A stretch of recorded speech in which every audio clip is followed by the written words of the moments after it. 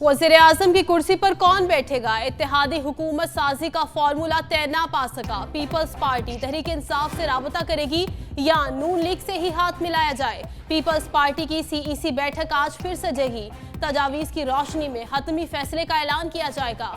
अहम फैसले मुतवक्के। Peoples party के गुज़िश्ता रोज इजलास में नून लीग के बजाय पीटीआई से बात करने की तजवीज़ दी गई। बाज़ अरकान ने अपोजिशन में बैठने का भी मशवरा दिया।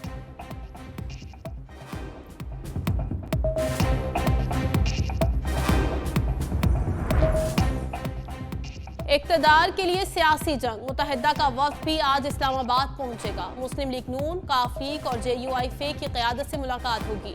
गवर्नर सिंध कामरान टिसोरी का सरबराह फंक्शनल लीग पीर सबगतुल्लाह राशिदी से टेलीफोनिक राबता। मुल्क की मुआशी सूरत हाल की बेहतरी के लिए साथ मिलकर चलने की दरख्वास्त। कहा, मुल्क बहरानों का शिकार है, आप अपने वालिद की तरह सबके लिए किंगरी हाउस के दरवाजे खोल दें।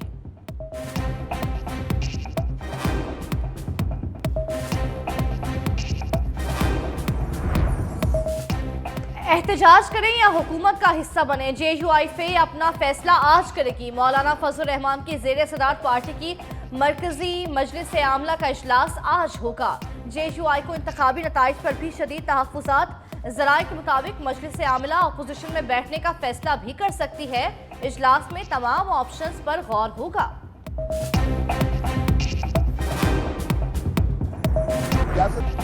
लतीफ कोसा का सदर मुमलिकत से बानी PTI को रिहा करने का मुतालबा। कहा, हमने मुकदमा पेश किया, अवाम ने भरपूर मैंडेट दिया। हमने जो कागजात दिए थे उस पर PTI लिखा था। हमें आज़ाद कहना गैर कानूनी और गैर आईनी है। साद रफीक ने शिकस्त तस्लीम की। नवाज शरीफ भी शर्म महसूस ना करें। फॉर्म 45 के मुताबिक हमारे 170 उम्मीदवार जीत रहे हैं।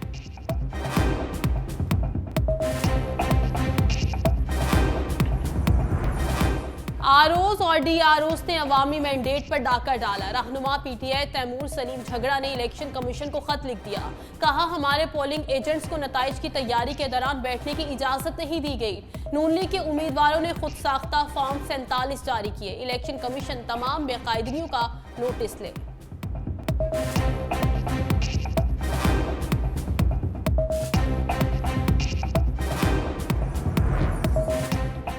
इलेक्शन में मुबैना धांधली के इल्जामात। मुख्तलिफ शहरों में मुजाहरे, धरने और शटर डाउन हड़ताल। बलोचिस्तान के मुख्तलिफ शहरों में ROs और DROs के दफातर के बाहर धरने। पंजाब, सिंध, KP से मिलाने वाली शाहराहें 20 मकामात से बंद। चमन, कोयटा सेक्शन पर ट्रेन सर्विस मुअत्तल।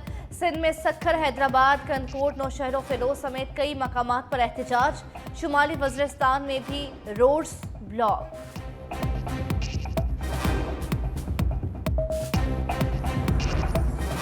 आम इंतखाबात की शफाफियत पर फाफिन ने भी उंगलियां उठा दी। इंतखाबी नताइज के अमल को गैर तसल्ली बख्श करार दे दिया। Free and fair election network का कहना है, आरोस ने शफाफियत के लिए इलेक्शन कमीशन की कोशिशों को नुकसान पहुंचाया। सिर्फ 125 हलकों में गिनती के अमल का मुशाहिदा करने की इजाजत मिली। 135 हलकों तक मुबस्सरीन को रसाई ना मिली। 65 हलकों में आरोस ने उम्मीदवारों के इंतखाबी एजेंटों को गिनती की कार्रवाई से रोका। कौमी असम्बली के 42 हलकों में आरोस ने किसी की मौजूदगी के बगैर बैलेट बॉक्स खोल लिए। 42 हलकों में पंजाब के 17, सिंध 13, KP 11 और बलूचिस्तान का 1 हलका शामिल।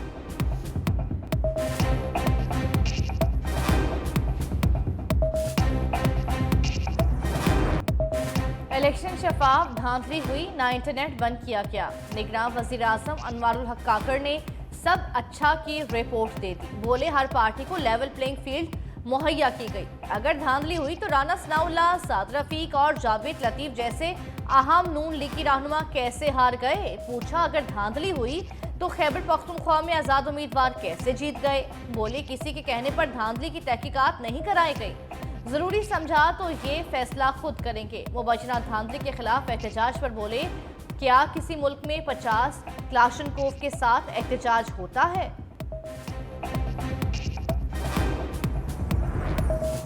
निगरान वज़ीर-ए-आज़म गैर जानिबदार नजर आने के शौक में हर मर्तबा जानिबदार नजर आए। प्रेस कॉन्फ्रेंस में पोलिंग और नताइज पर खुलकर बोले। दलाइल और मिसालों की मदद से इलेक्शन को शफाफ करार देते रहे। तज्जियाकारों के मुताबिक इलेक्शन के नताइज को जायज साबित करने की कोशिशें निगरान वज़ीर-ए-आज़म के फराइज़ में शामिल नहीं। इनका काम तमाम जमातों के लिए यकसा मौक़े और पुरअमन पोलिंग को यकीनी बनाना है। मीडिया के सवालों के जवाबात देते हुए भी इन्होंने हर सवाल का जवाब इलेक्शन कमीशन का नुमाइंदा बनकर दिया।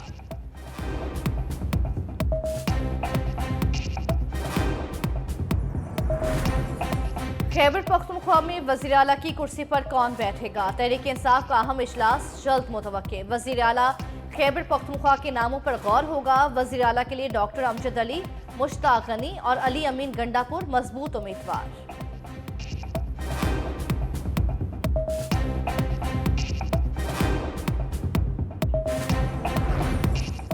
बेरहम सियासत ने अपनों को भी दुश्मन बना दिया। चौधरी सालिक हुसैन और कैसरा इलाही आमने सामने। सोशल मीडिया पर एक दूसरे पर तंजो बहतान। कैसरा इलाही ने एक्स पर लिखा, सालिक शाफे चोर है। सालिक का भी जवाबी वार लिखा, नतीजा जो भी हो दुआ है अल्लाह ताला आपके बेटे को सब्र जमील अता करे। उम्मीद है आपको मजीद तकलीफ नहीं उठाना पड़ेगी।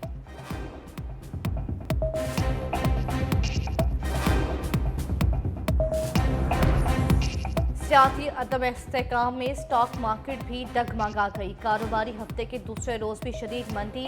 100 इंडेक्स में 900 से ज़ायद पॉइंट्स की कमी। इंडेक्स 60,149 की सतह पर ट्रेड। इंटरबैंक में डॉलर भी 7 पैसे महंगा 289 रुपये 40 पैसे का हो गया।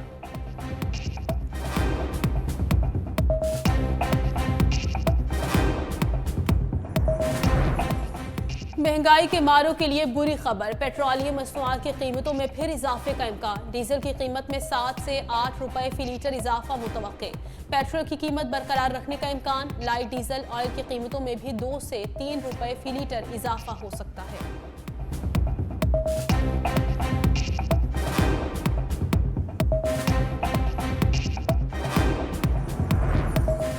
IMF का हुकूमत की बात मानने से इनकार। इंडस्ट्री के लिए बिजली का रिलीफ पैकेज मुस्तरद कर दिया। कहा, इंडस्ट्री को पैकेज देने से घरेलू सार्फिन की मुश्किलात मजीद बढ़ जाएंगी जो पहले ही बिल देने की सलाहियत नहीं रखते। हुकूमत को अमीर बिजली सार्फिन पर बोझ बढ़ाना होगा।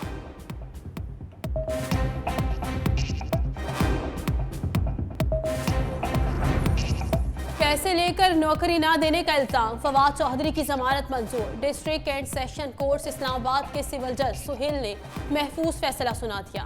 अदालत की फवाद चौधरी को 1 लाख रुपए के मुचलके जमा कराने की हिदायत।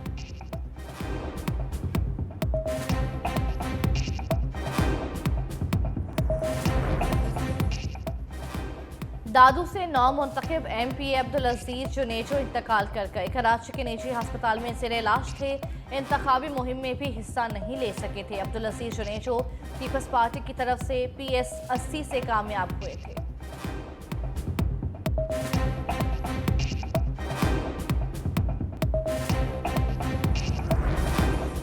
पंजाब हुकूमत की तलबा और तालिबात को बिला सूद आसान अक़सात पर इलेक्ट्रिक बाइक्स देने की मंजूरी। निगरान वज़ीर आला मोहसिन नकवी की ज़ेर सदारत काबीना का इजलास। इंतखाबात के पुरअमन इनेकाद पर पुलिस, इंतजामिया और इदारों को खिराज तहसीन। निगरान वज़ीर आला पंजाब मोहसिन नकवी ने कहा, हुकूमत ने कौमी जिम्मेदारी को अहसन तरीके से अदा किया।